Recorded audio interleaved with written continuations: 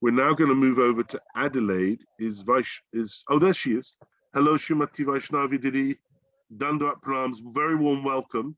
I'll introduce you and then I shall offer you the floor. So our next guest speaker, we're going, if I get my Australian geography right, we're going somewhat south and then somewhat west towards Adelaide in South Australia, showing off my Australian geography.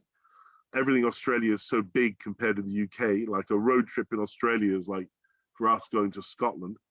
Srimati Vaisnavi Didi first met the devotees in Adelaide in 1974, actually, when Srila Prabhupada was still on the planet. And her biography has a big ... to be filled in, because somehow she then managed to turn up in Mathura. I don't know how, but in 1992, meeting Srila Gurudeva, and actually had the great auspiciousness to be able to live in a stone's throw away from Rupa Sanatan Mandir in Vrindavan for several years. So we would love to hear her spiritual journey, her relationship with Srila Gurudev. If she met Srila Prabhupada at all, that would be wonderful to know. A very warm welcome, Didi, and please feel very relaxed. It's a lovely family of devotees that are just eager to hear your heart. It's not about being the greatest speaker or the greatest orator, just share your heart and be natural. And it's just feel like you're in your own living room talking to us. Hari Bol. Hari Bol, everybody. Vanchakalpa Durabhischa, Kripa Sindhu Evicha, Patitanem Pavenibio Vaishnavibio Namo Namaha. I'm actually in my sister's living room, and it's freezing here in Adelaide at the moment. And I'm quite near the sea, so it's quite blustery outside.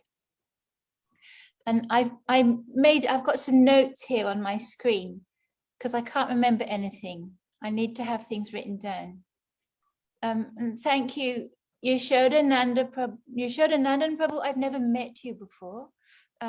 Thank you to you and your team for organizing this, and for Chandramukhi, Haibo Chandramukhi Didi, Afimawalamba, for giving me the opportunity to offer Pushpanjali to Gurudev. Yeah, you are a bit of a tough act to follow, Didi. Oh, wait, I've got headphones. And Are you originally from Britain, Didi? Yes. You sound British. Yes, I was born in Bristol in 1958. Bristol. Ah, okay. Testing 1, 2, 3. Oh, that's a bit better. Anyway. So where am I? So I want to tell you how I came to Srila Bhaktivedanta Narayana Maharaj Gurudev and the path I took, or rather the path that took me along it. Because being in Gurudev Sangha was a blessed time of my life. And I kind of thought those days would last forever. I just didn't think at the time that anyway. So I hope that I'm not speaking too fast or too boringly or too self-centeredly, or not enough about Gurudev, not enough Ras, not enough Siddhanta. Sorry, everybody.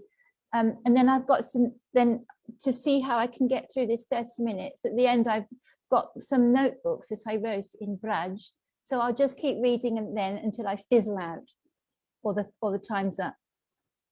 So there might be some names of devotees that some of you listeners know, and there might be some that I've rudely omitted. So please forgive me for rudely omitting names. And I wanted to say that when you think about one devotee, you can't not think of the whole Sangha, just like the wall of a lotus flower is holding all the petals together.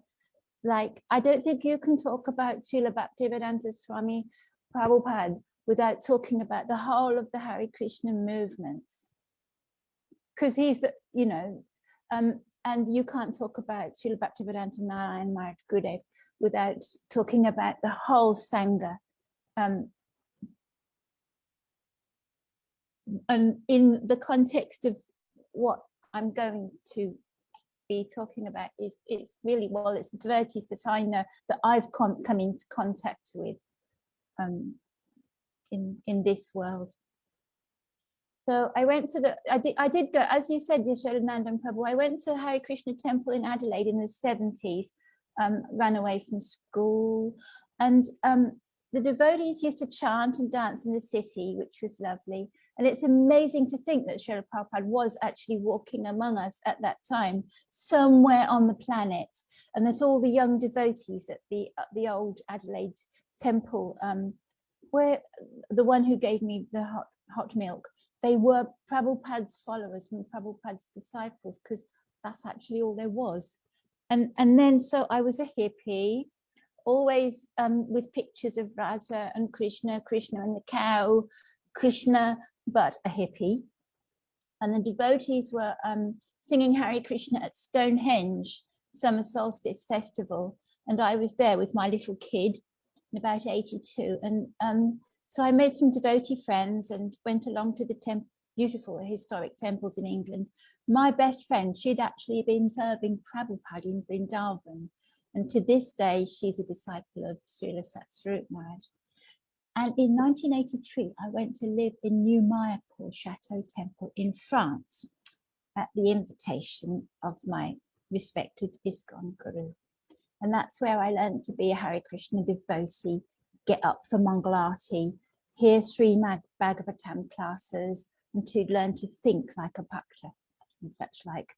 And it's amazing to think that Srila Bhaktivedanta Narayana Maharaj, Gurudev, he went to New Mayapur. He actually visited it, I believe, in 1997. And I'd love to have been there. So then I went from New Mayapur to France in 87. No, hang on. Then I left and I went to live in Leicester. And Harry Bol Tilotoma, if you're watching, don't forget me, I remember you. And so in Leicester, I was friends with a young man named Bhakta Alan, who was going to Gurudev. And this is way back. And we didn't know who Gurudev was. We didn't know anything about Gurudev. And he took Diksha from him. And he was friends with Vishaka Didi for a while. Partners, in fact, whom a lot of you will remember Vishaka Didi. Harival Vishaka. Hang on, I've lost my place. It's scrolled on its own. And then someone even showed me a picture of Gurudev at that time and said, look, they are going to this Guru. He is not this guy.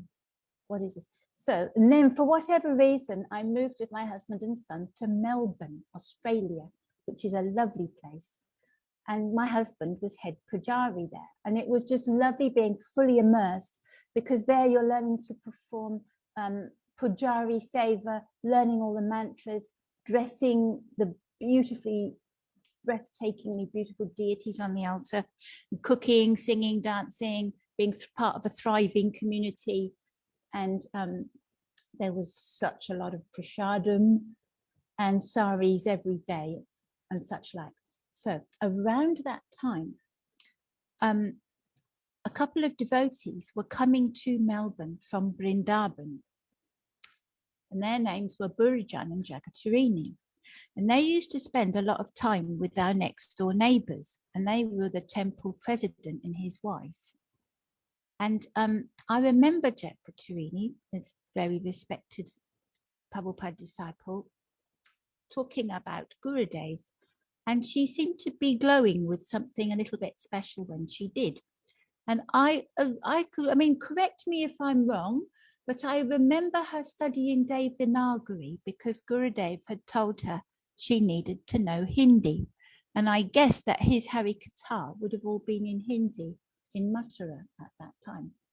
And Shanti came with them. Shanti Didi, whom we all know and love. Harival Shanti, if you're there in somewhere in Scandinavia. And it was actually Shanti's Harikatha that really amazed me, because I had never heard anyone tell Vrindavan Leela like that before. I'd read Krishna book, but she was bringing it alive and taking it out of the book. so then, for whatever reason, don't ask, in about 92, we went back to England for a while. And I ended up staying in a caravan in the lovely countryside grounds of Bhaktivedanta Manor with English Indulekha and Bhaktin Renata. Now, this is amazing because I'm not even trying. And it is just happening. And if any one of you know Indulekha, she is just so amazing.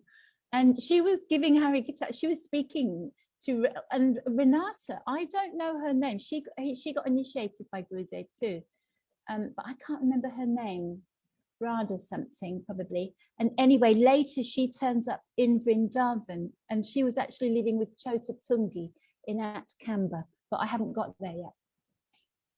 So I was hearing that. So, and then my husband and son and I, we were like, okay, forget all this.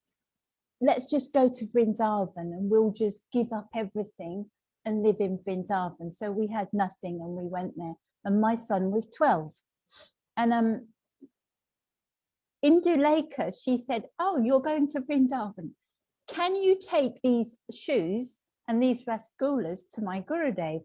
And you know those soft brown shoes that he wears, Gurudev? They're like soft canvas, and they've got like a little sort of brass buttony thing on, and they're just slip-ons, and they're really soft. So these were brand new ones, and the plastic pot of rasgulas with all plastic around it. So we put them in our luggage, and as soon as we arrived, because they were rasgulas and they're milk sweets, we had to go immediately to Mathura to give them to Gurudev. So we took a tonga, and the little pony went clip clop all the way to Mathura, and it was a skinny little pony pulling a cart. And then I'd never been to any other ISKCON temple outside of ISKCON, so we went to the Gaudiya temple, and it's a really busy road there, right? There's honk honk, and there's so much noise, and it's Mathura, and it's really busy.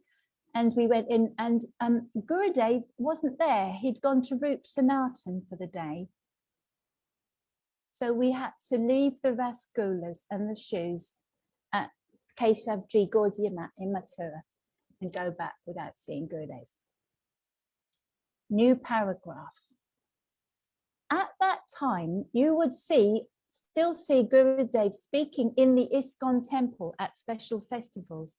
And that was when I first also saw Srila Bhakti Puri Maharaj, and probably a young Vadayan Maharaj serving him too. And I was doing office service in Devi Shakti's office in Krishna Balaram Mandir, Gurukul building. Now, in that Gurukul building at that time, it wasn't like there weren't gates and that anyone could walk through.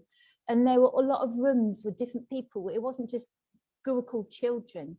It was all different things happening in different rooms, and there was a lot of activity. And there was some devotees, name maybe you remember, Satya Narayan and Kundali were there, and a lot of book writing and publishing, and a lot of scholars and out there thoughts were going on. And it was a very rich atmosphere, and a lot of devotees were going to Gurudev at that time, who were working in the Krishna Balaram Mandir boys Gurukul, which is very well known. And it was actually quite a nice Gurukul when I was a teacher later on, but not now. So who was going? There was Karta, Aditya, Vrindavan Vilasini, Krishna Kamini, she was Kubja at that time, Yashoda from Berkeley, and Buddha Jagatarini Shanti was the school secretary, Vajanti Mala from Mawilamba, and Sachi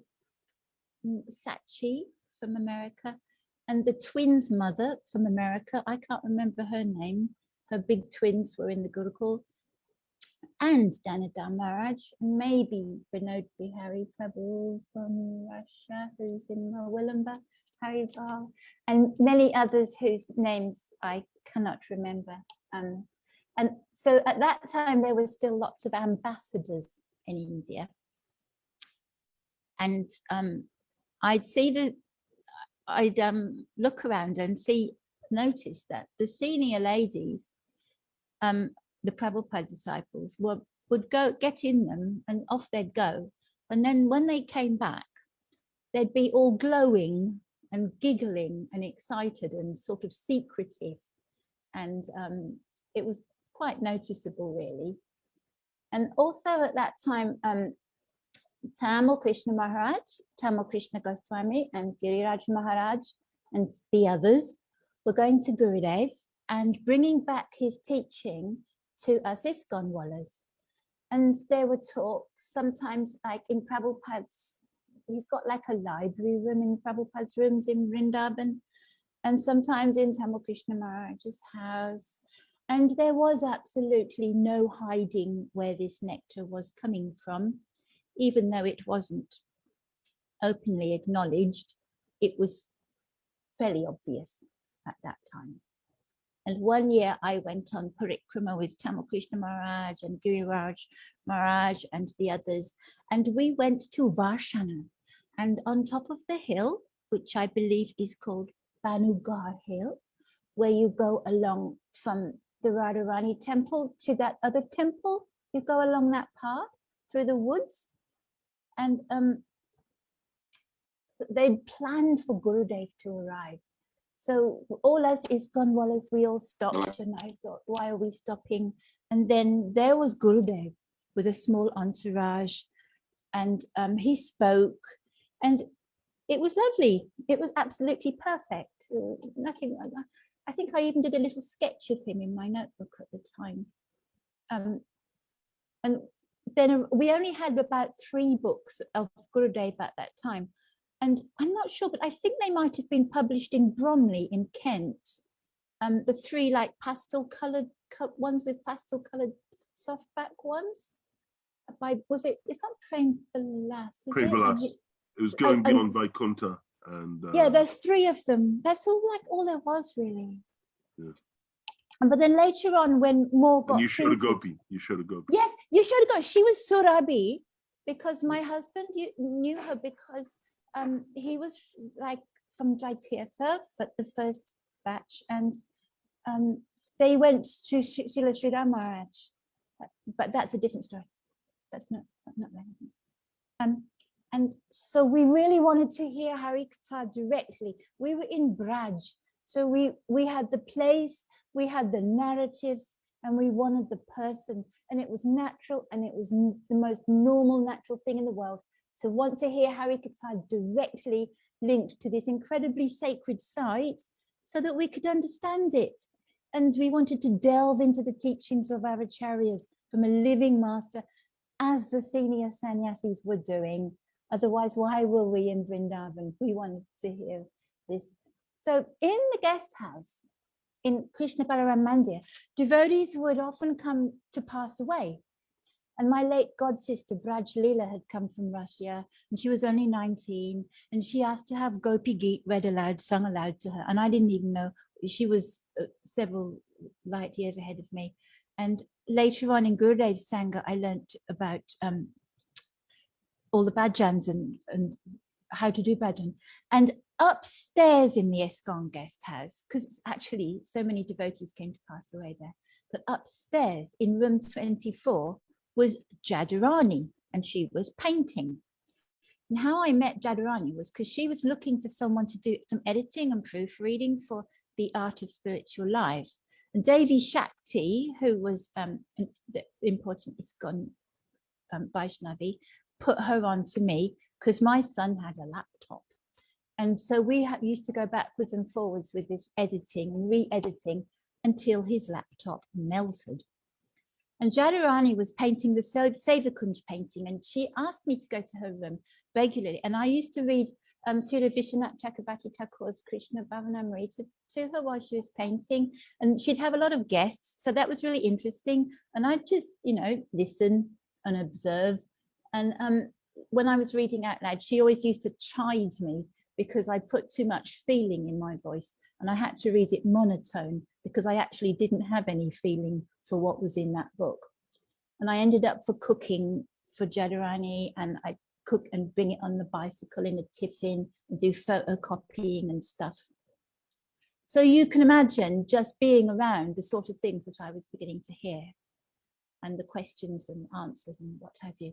And then so when Seva Kunj painting was completed, it was installed in the Kunj upstairs in Rup Sanatan Mandir, and we were invited along, my husband and I, and it was a little event. And I think the two Manjari paintings, they were unframed and they were kind of like just shoved into those alcoves on either side of the altar, not in the actual main shrine. And that's when I first got some prasadam in my hand from Gurudev, and it was a rasgulla.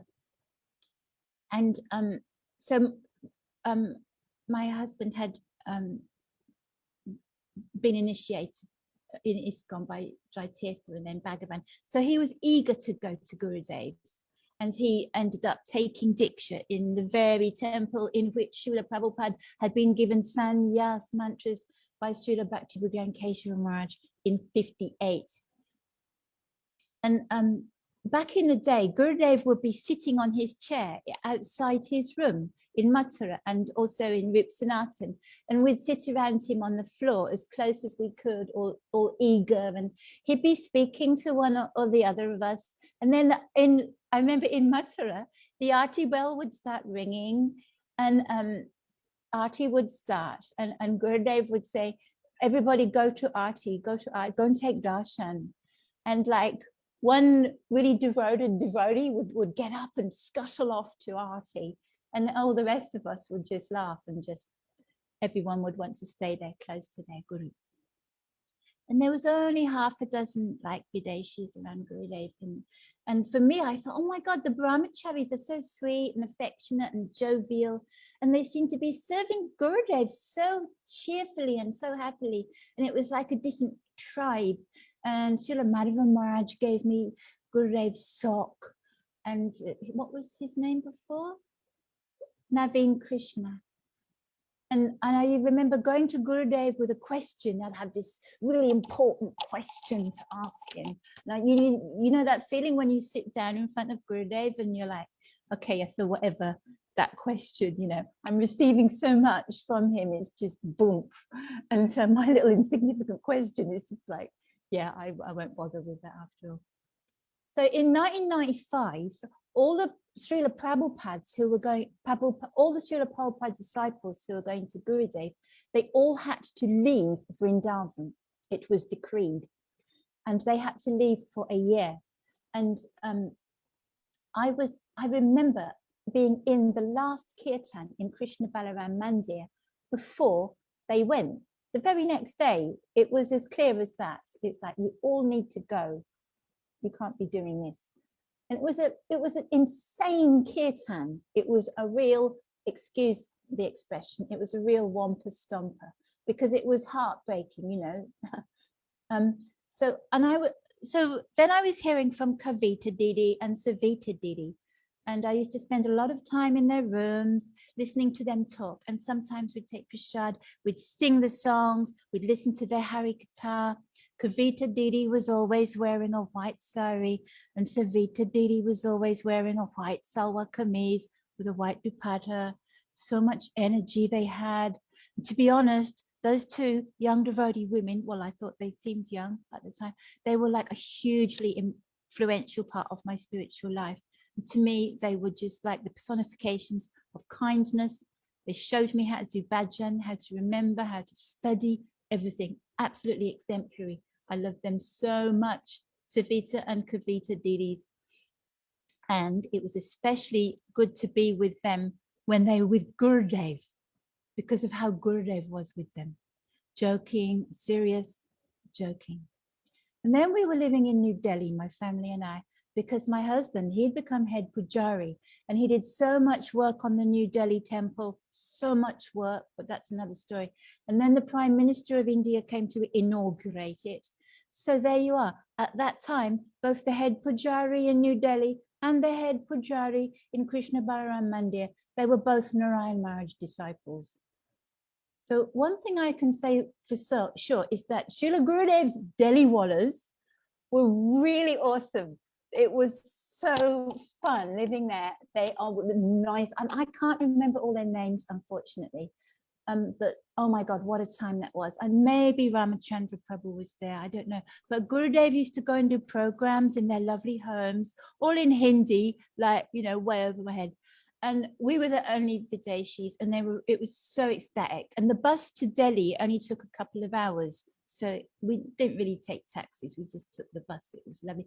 And there was this very young, I can't remember their names, a very young Sadhu Maharaj and a Siddhanti Maharaj. They were bhaktas in Delhi, and Mahaniri Swami was there, and we were all hearing from him. So at the end of this 1 year of banishment, Jadurani was coming back to India, and we must have been in touch, but I don't know how. Maybe we had email. I really don't know. I don't know. But I went along with just me and a bunch of tube roses, and I went and picked her up in an ambassador and took her to one of the Delhi Wallah's lovely homes, and then later she went back to Vrindavan, possibly to her rooms at Rup Sanatan, I'm not sure. So let's be saying Shamarani now instead of Jadurani.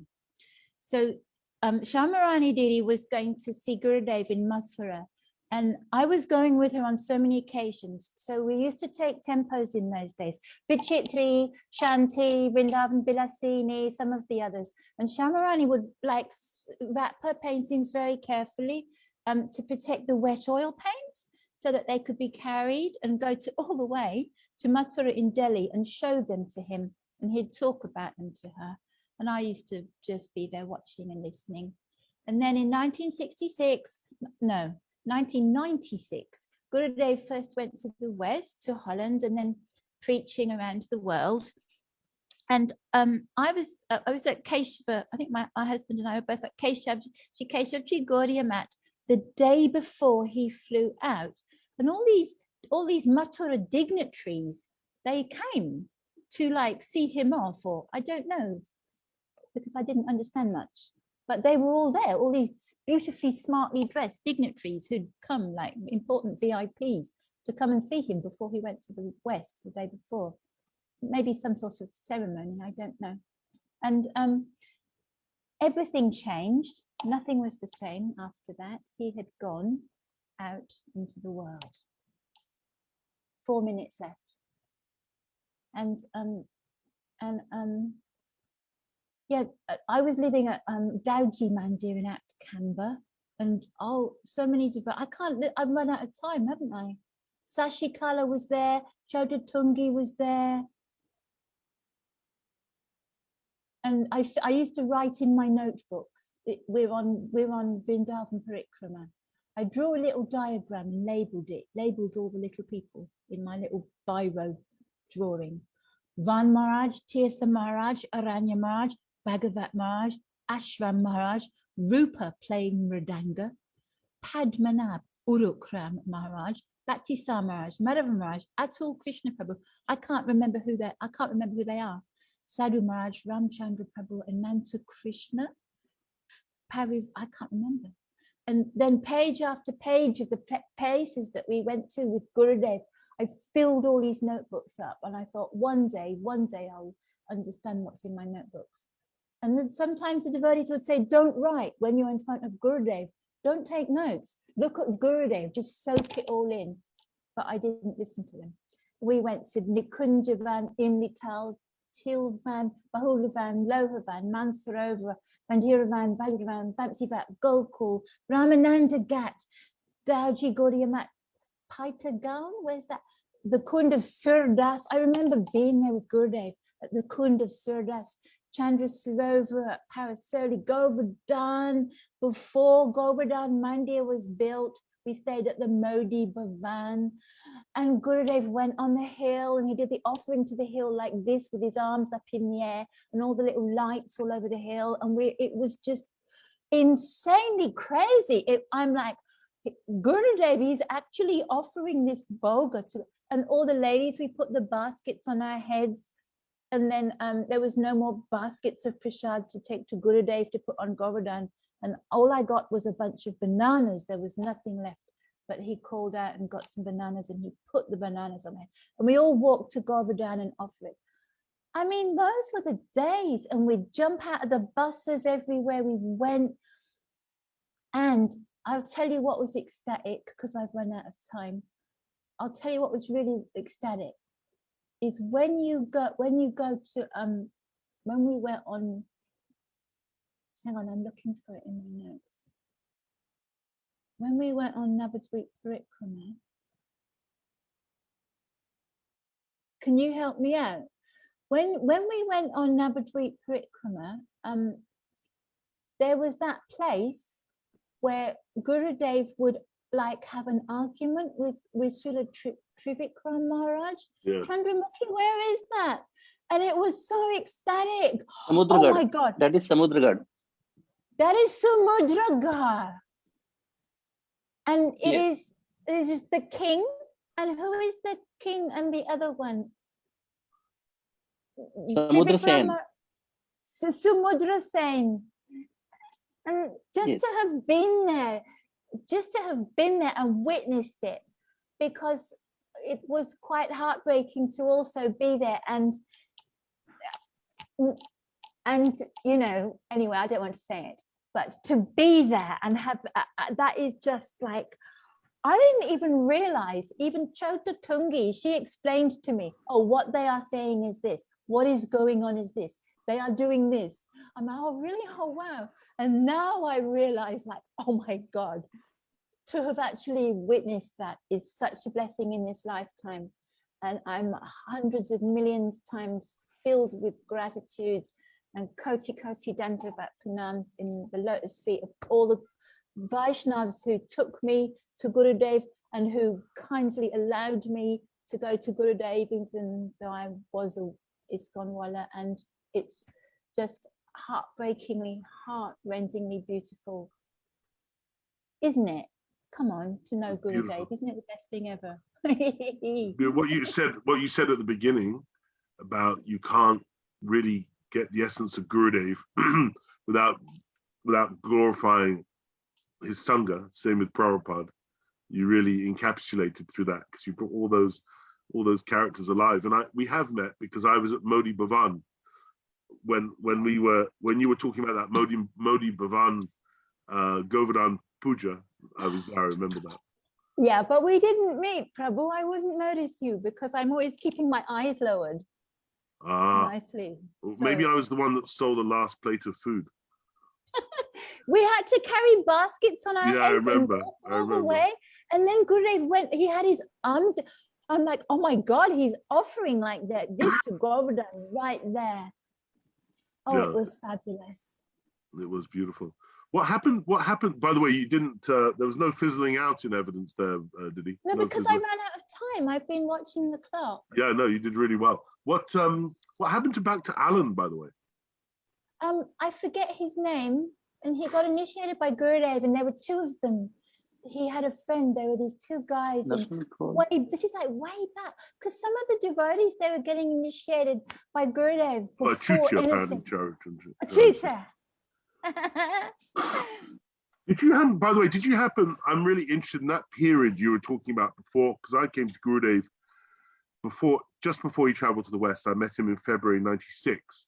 But I'm always fascinated in that kind of build-up period, like, you know, from 87, 88 to the end of the 80s. And you met Indrulekha, for example, and Vishaka. Did you take any pictures at the time?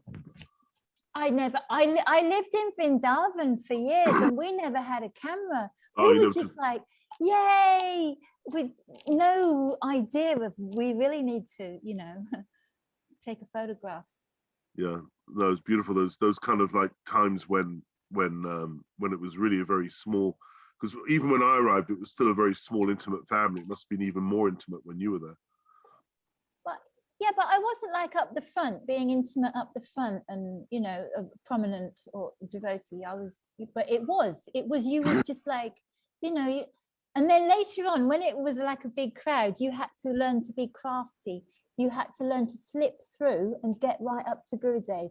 Quickly ask him a question, and sometimes you could see if someone was hanging back and they were like new and they were like, oh, what's happening, and you'd grab them and you'd grab them by the wrist and just drag them through the crowd and like get up the front and then push them and really loudly and clearly go, Gurudev, this is so-and-so from so-and-so, shove, and push them right up, because you had to be really tricky.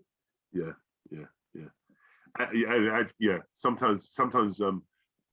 Sometimes being holding back is not humble in the situation with the guru. You know, you just gotta like go for it. It's your opportunity. And the interaction with Tripurkara Maharaj is, I mean, there were so many beautiful interactions between Srila Gurudev and Srila Tripurkara Maharaj, where Tripurkara Maharaj was able to sort of get the most sweetness out of Gurudev. You know, he knew how to play the instrument, as it were. It was beautiful. And Srila Vaman Maharaj was there too? Yes. He was also there? Yeah. He was he was much more in a withdrawn state by then, though, as I remember. Yeah. I saw him and he was so withdrawn state, and I pushed a rose into his hands. Rose, there were no thorns on the rose, like a little into his hands. And he opened his eyes and he looked, and I was like, oh, you know, things like that. They mean so much. When and also, do you remember in the, I can't remember which day of the Parikrama it is in Navri, but it's the day when Prabhuji would put on an incredible feast for at least 10,000 people in one field. Konsa Prabhuji. And all three of them, Srila Vama Maharaj, Srila Tripurkara Maharaj, and Srila Gurudev would be there together, and it was quite extraordinary to be in the presence of three such extraordinary personalities.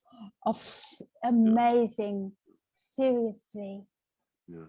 Oh, just for a moment, even. Just to get like a leaf or the dust where their foot had stepped in the Braj Raj.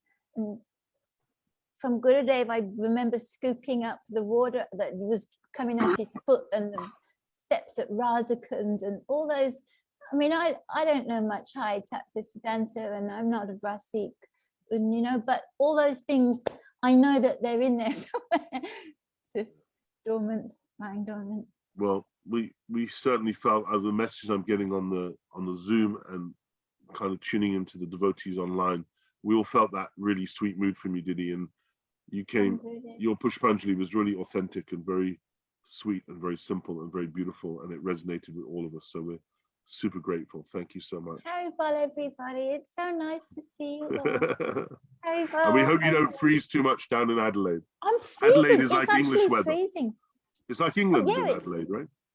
Well, it doesn't snow, but you get used to the hot sun. And like Vrindavan, when it's really hot in Vrindavan and then it's winter, it feels really cold in Vrindavan. You're going to stay there, or are you going to do another peripatetic turn and come over to England, or you staying in Australia? Why are you saying that? It's coronavirus. We can't go anywhere. Oh no, I meant generally. That's not going to go on forever. Prabhu, Sharananam Prabhu, I only really ever think about Vrindavan. I think one day I'm going to go to Vrindavan and I'm going to get a little room and live on weak khichdi and be happy. Nice. Oh, you mentioned Vaijayanti Mala, by the way. I spoke to her this morning. She's a wonderful personality. Hare Krishna, Dandavat. Thank you so much. Radhe Radhe.